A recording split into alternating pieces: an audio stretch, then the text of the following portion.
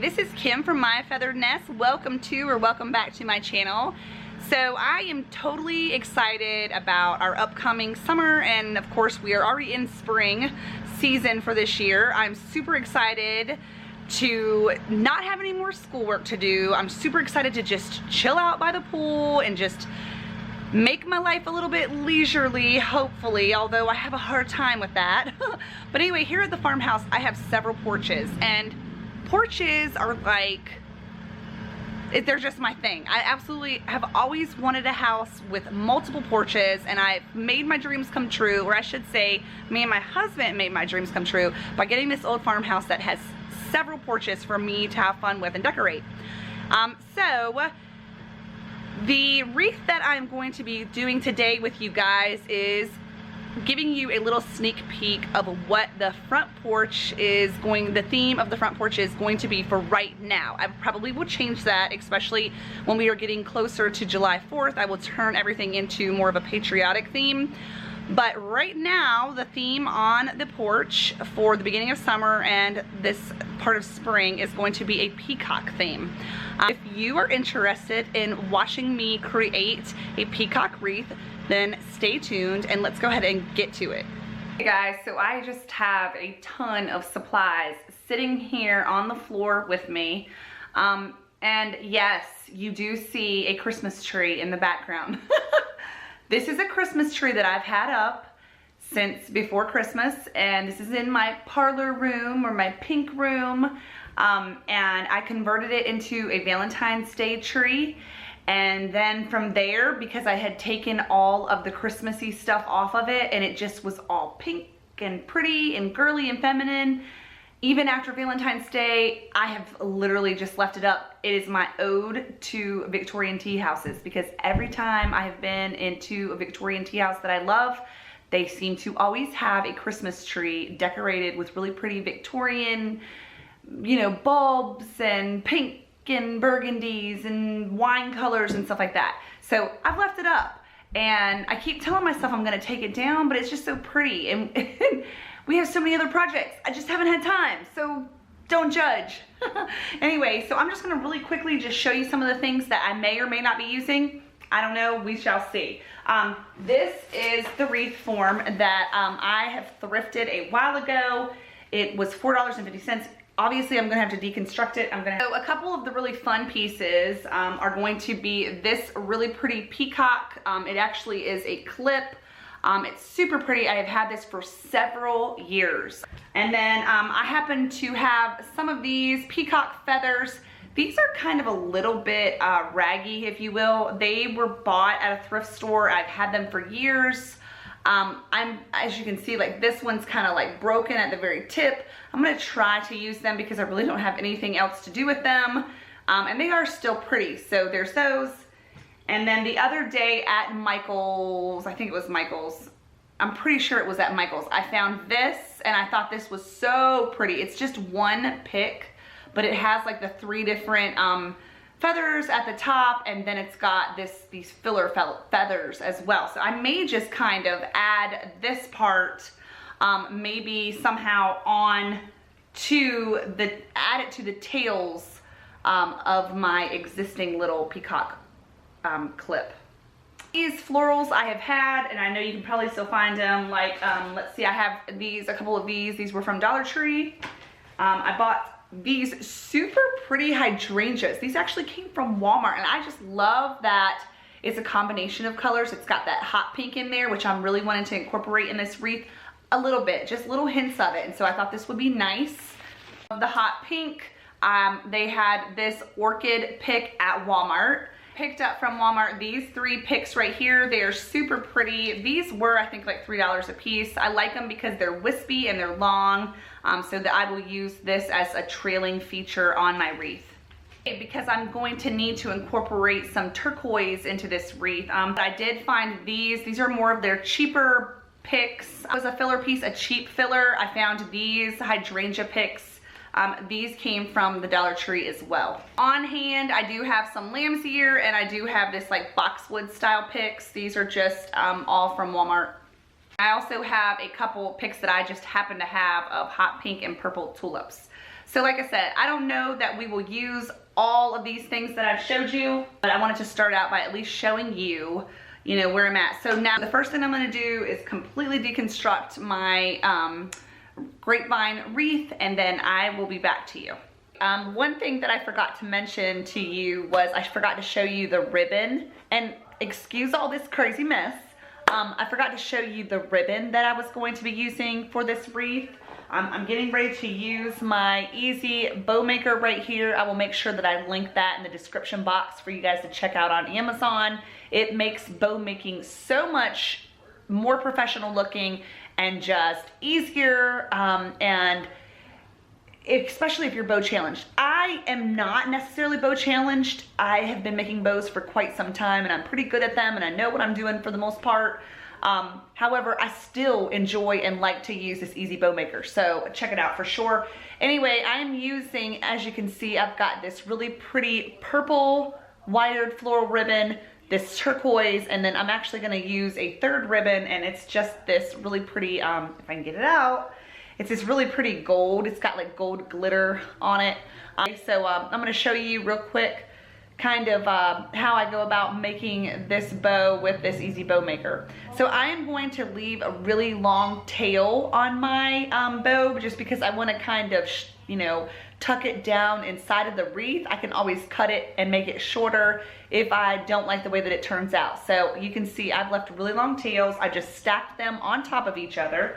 I do not pre-cut my ribbon because I never know how big I want the loops to be. Now I'm gonna make my loop. I'm gonna see about how big I want it to be.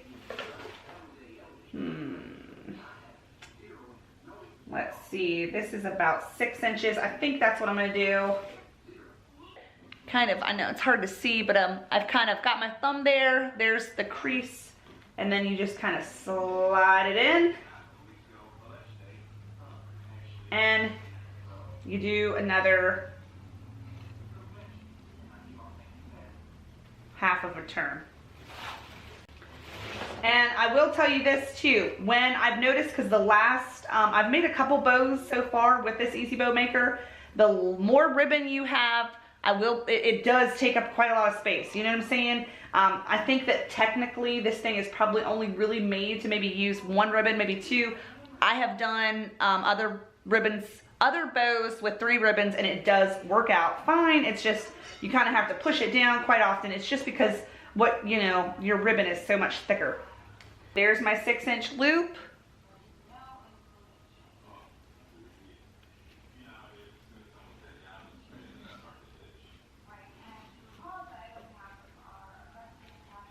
Okay, and then twist it around. And I'm going to continue on until I feel like I've got enough loops. I will let you know when I'm at the very end and how many loops I've done per side. You can see I did do 2 6-inch loops per side. Then the next loops per side, I did about 5 inches. Then the next loop I did per side was about 4 inches. And then I did one really small loop to just kind of create a center loop for the bow itself.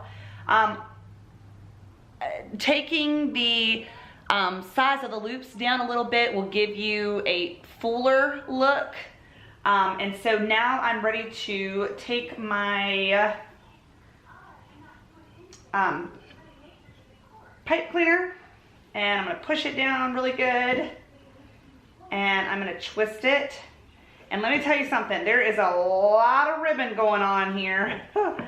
So with that being said, I may have to also go get one of my zip ties to hold this baby down, just because there is a lot of ribbon going on right here. So before I pull it up, I'm gonna go get a zip tie to secure the center of it as well. Then I'm going to pull apart and fluff the bow before I completely take it out of the easy bow maker. Okay, so here's how the bow turned out. I fluffed it, but of course I'll have to re-fluff it again once I get it onto the wreath. I did deconstruct my grapevine wreath. I took all of those old florals off there, and that is why I have such a huge mess that I have. Yeah, so I'm thinking that I'm going to, and by the way, this bow ended up being bigger than I thought, which is so typical of me. So I think that I will kind of place it maybe more up here towards the top. And then when I get the florals on, I'll kind of tuck and kind of wave in and out my tails here so that I can show you. I'm gonna just lay it flat here on the ground and just kind of place things around just to get an idea of how I want to go about.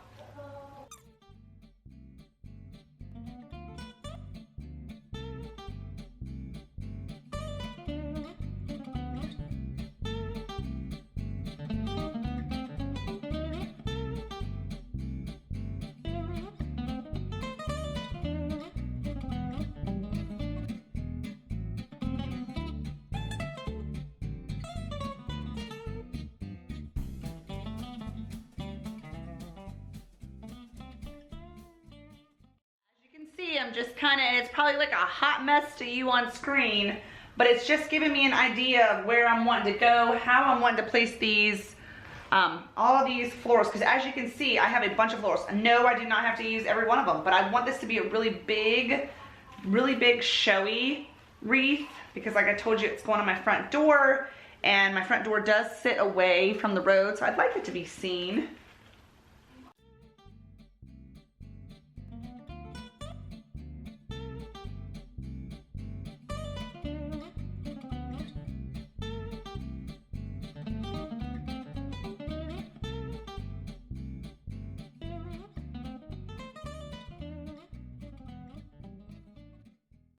So you can't tell on film, but I have kind of got a good idea now of how I want to go about doing this. I know where to start. So placing the florals just very loosely, just kind of scattered in there, kind of gave me a good idea of where I'm going to want to go with this wreath.